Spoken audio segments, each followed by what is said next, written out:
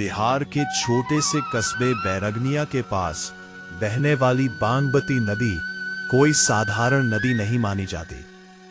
गांव के बुजुर्ग कहते हैं कि ये नदी खुद में चारों धाम का आशीर्वाद समेटे हुए है।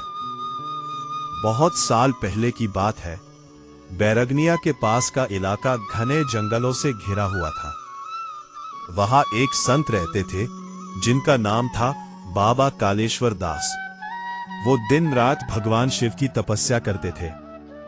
एक दिन सावन के महीने में जब चारों ओर हरियाली छाई हुई थी, बाबा ने 40 दिन का कठोर व्रत रखा और भगवान शिव से प्रार्थना की, हे भोलेनाथ, इस धरती को इतना पवित्र बना दो कि यहां आने वाला हर इंसान मोक्ष पा सके।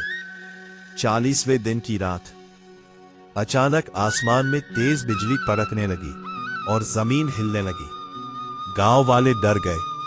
तभी बाबा के सामने भगवान शिव प्रकट हुए और बोले, तुम्हारी भक्ति से प्रसन्न होकर मैं चारों धाम की पवित्र धाराओं को इस भूमि में एक साथ बहने का वरदान देता हूं। और उसी क्षण धरती फटी और एक नदी प्रकट हुई, वही बागमती नदी। कहा जाता है कि उस नदी में गंगा नदी, यमुना नदी, सरस्वती नदी और चारों धाम का आशीर्वाद एक साथ बहता है।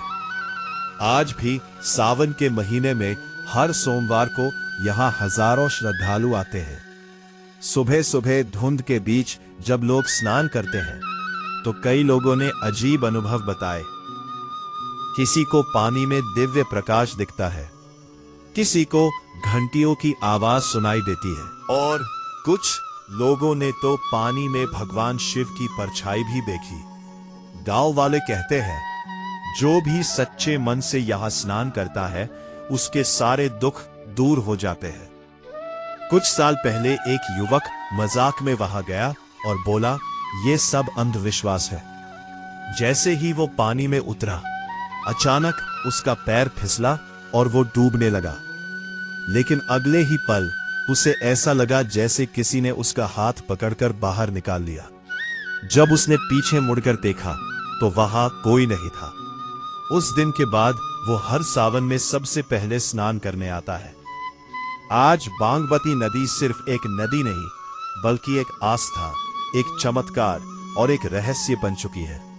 हर सावन में यहां ऐसा लगता है जैसे चारों धाम खुद इस धरती पर उतर आए हो।